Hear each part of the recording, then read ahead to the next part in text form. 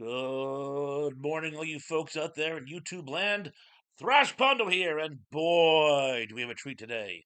Yes, that's right, Fargo, Season 5, Episode 6. And it is a doozy.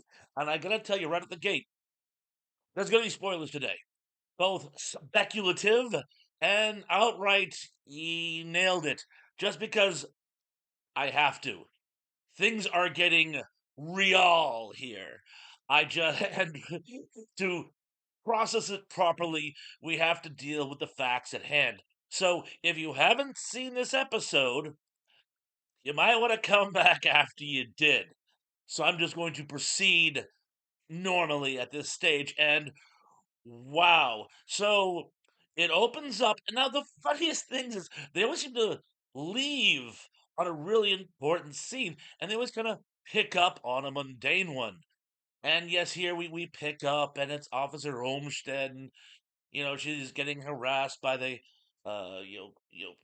bill collectors, and her husband crashed in the garage. Well, because of course he did.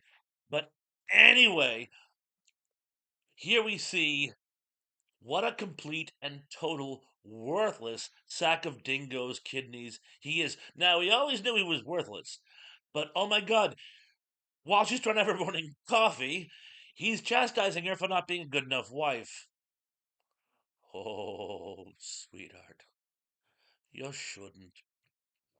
Oh, and of course, Scotty is still there, and he wants no part of helping with Scotty, but well, more about that later. So anyway, she goes off to work while he lays around complaining of being burdened, even though he's got the whole day to himself. And anyway, we're off. Now we got to Tillman. Now, Tillman, just in case we didn't have enough reason to hate Tillman. And I'm not going to go into details, but we see just what a piece of crap he is. Remember how before I said he's the one you love to hate? Well, I'm starting to just plain hate him. He's being played with no redeemable qualities. The first thing he does is, oh, one thing I gotta confess. Remember when I said that this Vivian Duggar Dragor was gonna somehow be connected between the two of them?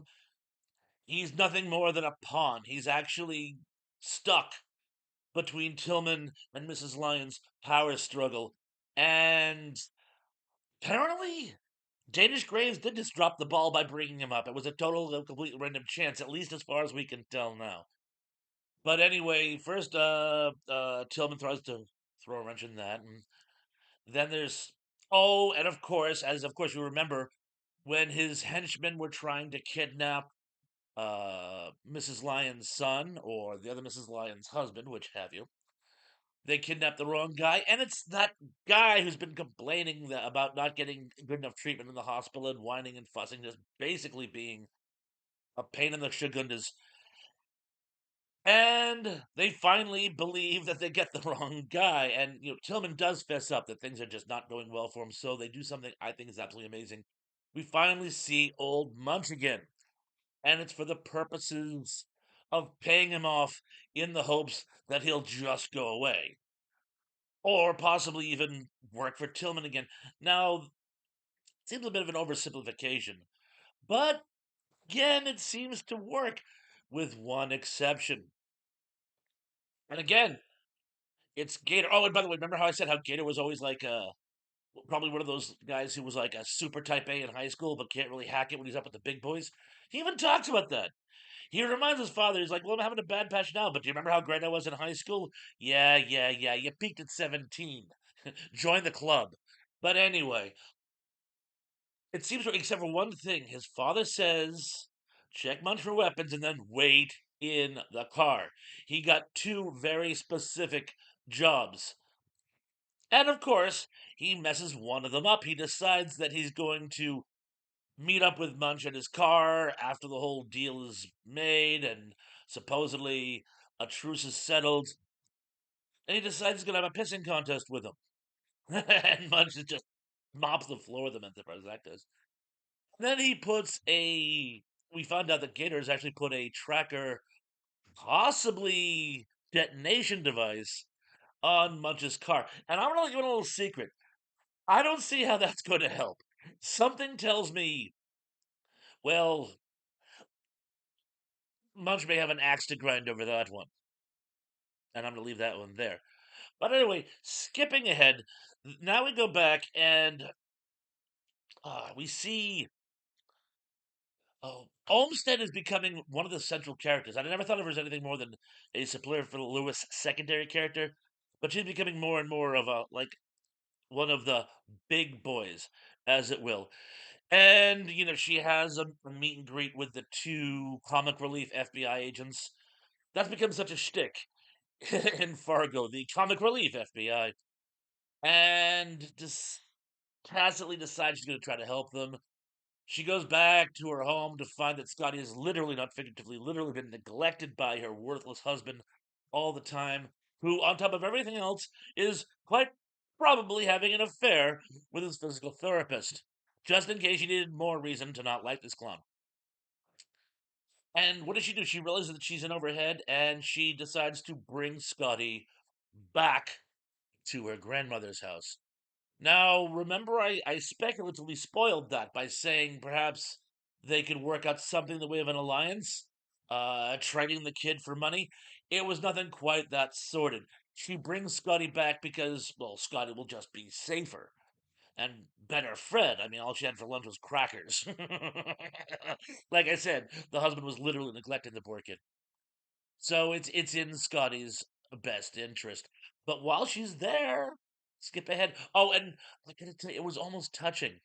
Mrs. Lyons, who has all the redeeming qualities so far of a carbuncle, when she sees her granddaughter back and going to comfort her father, her face actually like lights up like something of a Hallmark movie, which you don't get a lot of in Fargo's. It was almost touching, and it's great because then she looks over and she sees Homestead, and she's sort of like, you get in here. And she actually offers to help Olmsted. Not initially. At first, she kind of rakes over the coals a little bit. But when Olmsted really shows that she's, like, got her shit together, was Mrs. Lyons do, but say, come work for me. I, I will pay your debt. I will help you consolidate it. And I'll pay you a good enough salary that you could probably pay it off in a very reasonable amount of time. I gotta tell you, well, just hold that thought for a second, because there's a few other things I gotta mention. Speaking of Mr. Len, Scotty's father, he's still tweaked, but to be honest, he's not much worse than he was when he was at peak condition. And his father, who, and I've racked my brains, the only time I recall seeing uh, Mr. Lyon's father prior to this was for the Christmas photo, and he could barely stop drinking long enough to have the picture taken. Here we actually get some dialogue out of him, and he opens with offering drink to the federal agents. Oh, and by the way, it was a gimlet. He didn't even use the right glass. Pet peeve of mine. But anyway, and well, during an interview between his son and the FBI agents, presumably as his son's counsel, he just sort of interjects a few stream of conscious things that you actually get if you've ever had a conversation with someone who's truly wet brained. They literally just say the first thing that pops into their head. And that's what this guy's doing until finally the feds say, I think we're done here. And when he's not doing that, what's this clown doing? He's in his den, and I am not making this up. He's reenacting the Battle of the Kasserine Pass with Khoi army men. I stopped doing that when I was in my 40s. But it's something else I want to talk about. It seems in this installment of Fargo, there's two kinds of men: the absolutely worthless, or the powerful ones who abuse and victimize women. And remember before when I said that this wasn't just a show, but the essence of class struggle? I was a little off. This one's becoming the essence of gender inequality in this country, and I am not going to turn this into some political debate. I just want to let you know what the facts are. Look at all the men we've had thus far. Either they're dish rags or they're abusive. And there's only two kinds of women, too: those who are abused, or those who draw the proverbial line in the sand. Hold that thought too. Yeah, there's a lot of thoughts to hold in this one. So, anyhow, the amazing thing about this one, and you've probably been dying for me to get to this part, is there's no Dot. Where is Dorothy? And maybe she's in the land of Oz. Okay, all right. Sidebar, sidetrack. Indulge me for just 1 second. Am I the only one who has been completely and totally amused by all the Wizard of Oz references in this one? All right, it hasn't had a tornado like the one in season 4. But, well, first of all, main character's name is Dorothy. What does she do? She is on a quest to get back home. She has her friends, the Tin Men, the cop, a cowardly lion, her husband, and started out as an enemy, but I think going to end up becoming a friend. Old Munch, who shows up? The Scarecrow, the Sin Eater from 500 years ago. Doesn't quite hold water in the Frank Baum sense, but I think it works. Not to mention, what do they find in the forest? They find lions and tigers and bears. Oh my. Okay, we already have the lions. Munch refers to Dot as a tiger, and the bears, the cops. Remember just like the Tin Man, the cop. Also, bears are an old slang for cops. So, and I'm sure there's more. I think we all know who the Wicked Witch is. But anyway, moving forward. So again, I was gobbling all that up. But anyway, where is Dot? I can guarantee you. At this stage of the ball game. I guarantee you, she is not in Minnesota. I think. Well, because they're going to look for her there. Clearly, they're not going to keep. They're not going to just like let it go. They're going to keep looking for her in Minnesota. I think she's in North Dakota because they wouldn't think to look for her there. In fact, there's a lot. They actually borrowed it from Raising Arizona. Mrs. Lyons says it when she's talking about her granddaughter in the previous episode. Why are you looking in the one place where I know they aren't? That is to say, they'll never think to look for Dot in Tillman's ranch. Not to mention, there's some other things going. Oh, and remember before, Vivian, the banker, that whole spiel at the end that Mrs. Lyons gives him about how there's worse things than death. I was mulling it over. She says I made a phone call and there's 2 dozen treasury agents tearing apart your home and bank as we speak. Okay, you made a phone call in the afternoon during normal business hours, and by I'm spitballing 10 o'clock that night. Now all of a sudden, no, it would take them longer just to get the warrant. I don't even think she even made the call. People in her position don't like to start the ball rolling, shall we say? Because remember the old expression: when you point the finger at someone, there's 3 fingers pointing back at you. She wouldn't want to call attention to herself. I think that was a bluff, but I think it worked. I think she basically put Vivian on a quest for revenge mission because he's going to blame Tillman now for his destroyed life. And remember that line she gave to Graves where she says, "You're going to go steal an election." I think, and again, the speculative spoiler, but I think Vivian Duggar, Drugger, Doger, Dodger, whatever his last name is, I can't recall. I think he's going to do something incredibly off the wall to try to cost Tillman his election. It may or may not swing things, but again, everything's been building to this one election. And one more thing I want to talk about. Again, remember gender inequality in this country we were talking about earlier. Olmsted asks for Mrs. Lyons to see the file, and Mrs. Lyons like, I don't need to see that. And while she's left to her own devices, she looks at it, and it shows. Now again, Fargo was a TV series known for its profound violence. And yet, and at the same time, this episode, there is actually one of those helpline offers at the end where it says if you or someone you know is a victim of domestic violence, there's help available for you. Somehow they felt this hot button was even worse than the other conjectured violence that they've brought to the table. But she's looking through the file and she sees photos of Dot having been the victim of domestic violence. And there's a face that she made. And it's not your typical shock of horror. It was an expression of empathy. Like she was like, "Oh, I know this one."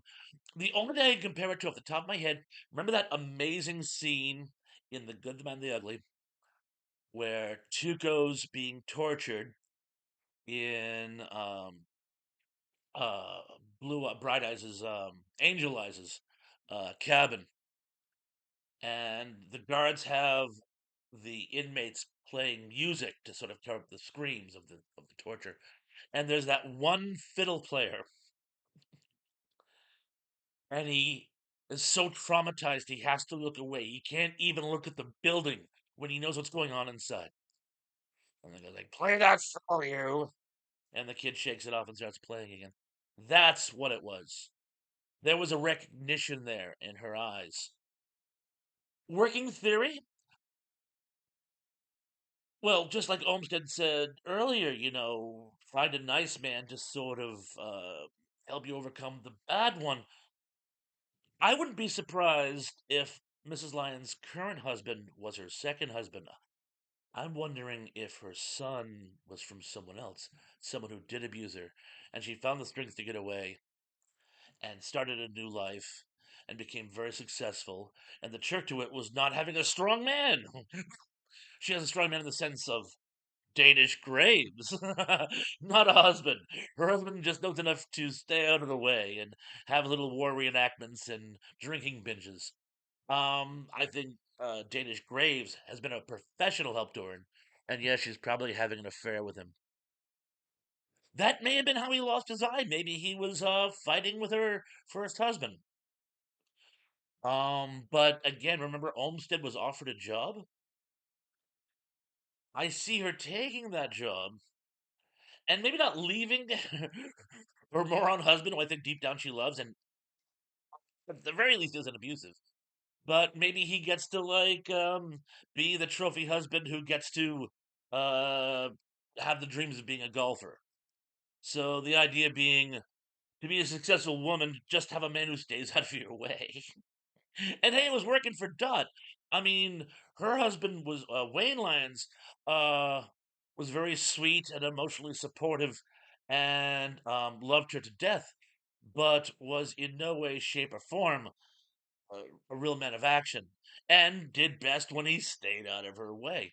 Um, if anyone else thinks, by the way, there's more and more evidence that he actually was just an idiot before and is a bigger idiot now that his brain has been fried. But if anyone else thinks that maybe, just maybe, he's playing some kind of game and has a, I don't want to say it, but I have no choice, a trump card he will play at the end, please let me know. Because I am so on the fence of that. I'm starting to get uh, picket marks on the bottoms of my foots. But anyway, I'm sure I've left stuff out. This was an absolutely amazing episode with a lot of ground to cover. If I did leave anything out, leave it in the comments below. Um, who knows? At some point, we might even have a live chat just on this topic. But until then, and you all know it's time to pay the piper. Like, subscribe, forward, and again, please comment.